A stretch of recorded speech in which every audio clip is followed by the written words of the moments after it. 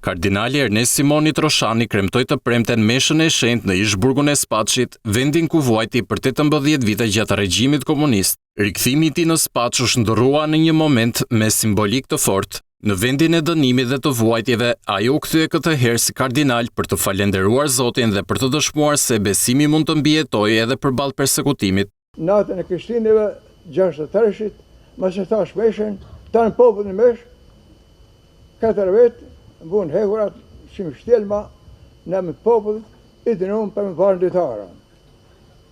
Arsyeja, se kishtë të thanë, që po thanë sot popull, jena gjithë bitë e Zotit.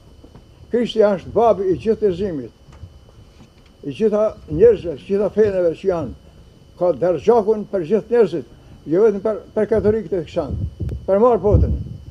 Një moment i veçantë ishte edhe letra e Papa Leonit të 14 drejtuar kardinalit Ernest Simoni Troshani. Ati i shenjtë u bashkua shpirtërisht me kremtimin dhe cilësoi Spaçin një nga vendet më të dhimbshme të historisë së Shqipërisë.